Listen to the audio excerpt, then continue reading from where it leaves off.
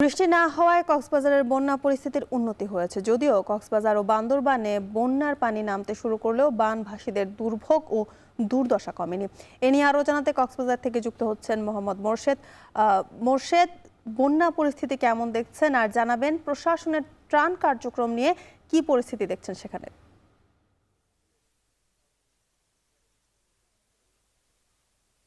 যদিকা সকাল থেকে কক্সবাজারের তীব্র রোদ, গত কয়েকদিন ধরে কক্সবাজারে বৃষ্টি ছিল না। কিছুক্ষণ আগেও বিদ্যুৎ ও জ্বালানি প্রতিমন্ত্রী কক্সবাজারের ঝিলিংজা চান্দারপাড়ায় এসেছিলেন। সেখানে আমরা দেখেছি 100 ক্ষতিগ্রস্ত পরিবারের মাঝে ত্রাণ বিতরণ করেছেন।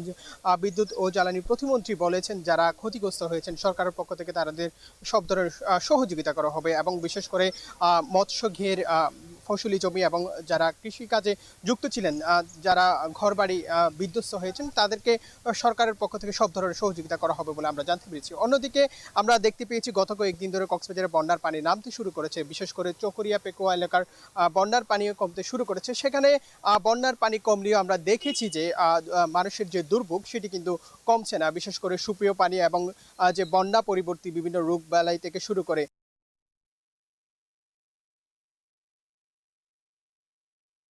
পরবর্তী সময়ে মানুষ এখনো দুর্ভোগে রয়েছেন। বিশেষ করে সুপেয় পানির বেশ সংকট রয়েছে। নলকূপ ডুবে গেছে, নলকূপ ক্ষতিগ্রস্ত হয়েছে এবং বিভিন্ন ধরনের বিদ্যুৎ থেকে শুরু করে সব দিক দিয়ে ক্ষতিগ্রস্ত হওয়ার কারণে তারা দুর্ভোগে আছেন।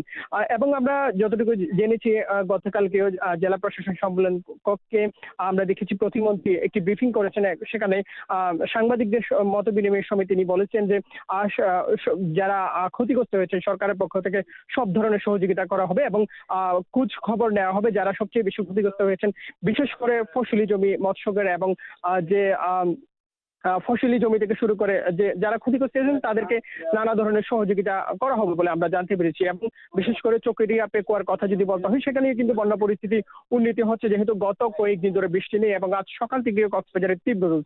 সেক্ষেত্রে বন্যার পানি নামতে শুরু করেছে এবং আমরা রাবু থেকে শুরু করে চকরিয়ার বিভিন্ন জায়গায় দেখেছি যে বন্যার পানি নামতে শুরু করেছে। তবে মানুষের দুর্ভোগ কিন্তু কমছে না। অন্যদিকে আমরা দেখেছি প্রায় কোটি টাকারও বেশি ক্ষতি হয়েছে এবং মানুষ যে বন্যা পরবর্তী সময়ে কি করবেন এমন একটি পরিস্থিতি সেখানে বিরাজ করছে।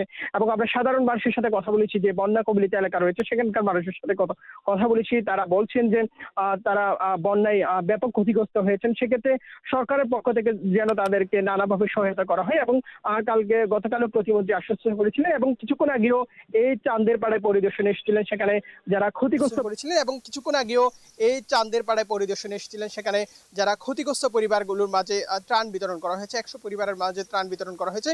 পর্যায়ক্রমে আমরা দেখতে পেয়েছি সকল কক্সবাজারের জেলা উপজেলা যে ক্ষতিগ্রস্ত বন্যা কবলিত এলাকা আছে সেখানকার তাদের খোঁজ খবর নিয়ে সেখানেও পরিদর্শনে যাবেন বলে আমরা জানতে পেরেছি। যদিকা এই ছিল চাঁদেরপাড়া এলাকা থেকে সর্বশেষ।